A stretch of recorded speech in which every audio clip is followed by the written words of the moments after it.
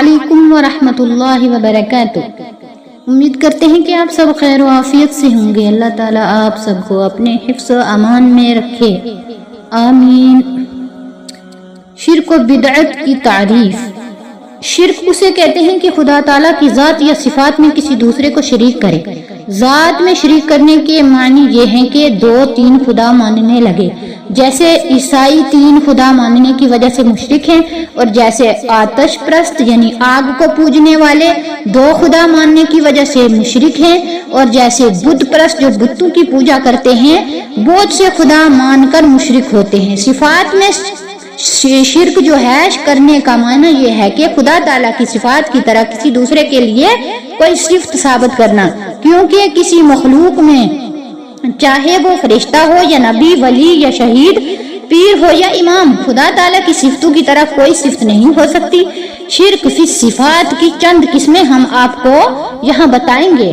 Number 1، شرک فی القدرت یعنی طاقت رکھنا، یعنی خدا تعالیٰ کی طرح صفت قدرت کسی دوسرے کے لیے ثابت کرنا۔ مثلا یہ سمجھنا کہ فلاں پیغمبر یا ولی، شہید وغیرہ پانی برسا سکتے ہیں، یعنی بارش برسا سکتے ہیں، یا بیٹا بیٹی دے سکتے ہیں، یا مرادیں پوری کر سکتے ہیں، یا روزی رزق دے سکتے ہیں، یا مارنا اور زندہ کرنا ان کے قبضے میں ہے، یا کسی کو نفع اور نقصان پہنچانے پر طاقت رکھتے ہیں۔ یہ تمام باتیں شرک ہیں۔ شرک نمبر 2، شرک فی العلم ہے، جو یعنی خدا تعالیٰ کی طرح کسی دوسرے کے لیے صفت علم ثابت کرنا۔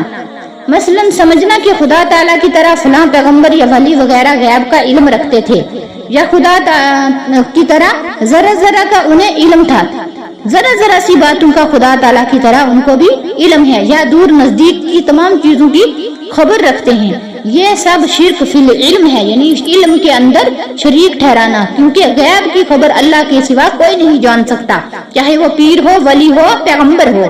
نمبر 3، شرک فی سمع والبصر یعنی دیکھنے اور سننے میں شرک، یعنی خدا تعالیٰ کی صفت سننا، دیکھنے میں کسی دوسرے کو شریک کرنا۔ مثلا یہ عقیدہ رکھنا کہ فلاں پیغمبر یا ولی ہماری تمام باتوں کو دور یا نزدیک سے خود سن لیتے ہیں، یا ہمیں اور ہمارے کاموں کو ہر جگہ سے دیکھ لیتے ہیں، سب شرک ہے۔ اور شرک نمبر 4، شرک فی الحکم یعنی خدا تعالیٰ کی طرح کسی اور کو حاکم سمجھنا اور اس کے حکم کو خدا کی طرح ماننا، یہ بھی شرک ہے۔ نمبر 5، شرک جو ہے فی العبادت یعنی شرک عبادت میں شریک ٹھہرانا کسی دوسرے کو، یعنی خدا تعالیٰ کی طرح کسی دوسرے کو عبادت کا مستحق سمجھنا، کسی قبر یا پیر کو سجدہ کرنا، یا کسی کے لیے رکوع کرنا، یا کسی پیر، پیغمبر، ولی، امام کے نام کا روزہ رکھنا، یا کسی کی نظر اور منت ماننی، یا کسی قبر یا مرشد کے گھر کا خانہ کعبہ کی طرح طواف کر سے کام ایسے ہیں کہ ان میں شرک کی ملاوٹ ہے۔ ان تمام کاموں سے پرہیز کرنا بھی لازم ہے، جیسے نجومیوں سے غیب کی خبریں پوچھنا، پنڈت کو ہاتھ دکھانا، کسی سے فعل نکلوانا، اور قبروں پر جو ہے چڑھاوا چڑھانا، نظر و نیاز ماننا، خدا تعالیٰ کے سوا کسی کے نام کی قسم کھانا، تصویر بنانا یا تصویروں کی تعظیم کرنا، کسی پیر یا ولی کو حاجت روا، مشکل کشا کہہ کر پکارنا۔ بدعت ان چیزوں کو کہتے ہیں کہ جن کی اصل شریعت سے ثابت نہ ہو،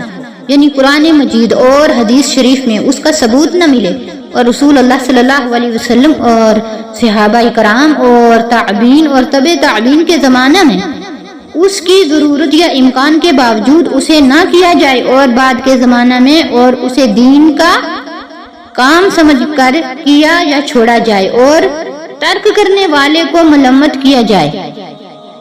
بدعت بہت بری چیز ہے۔ حضور صلی اللہ علیہ وسلم نے بدعت کو مردود فرمایا ہے، اور جو شخص بدعت نکالے اس کو دین کا ڈھانے والا بتایا ہے، اور فرمایا ہے کہ ہر بدعت گمراہی ہے، اور ہر گمراہی کی راہیں دوزخ میں لے جانے والی ہیں۔ السلام علیکم ورحمۃ اللہ وبرکاتہ۔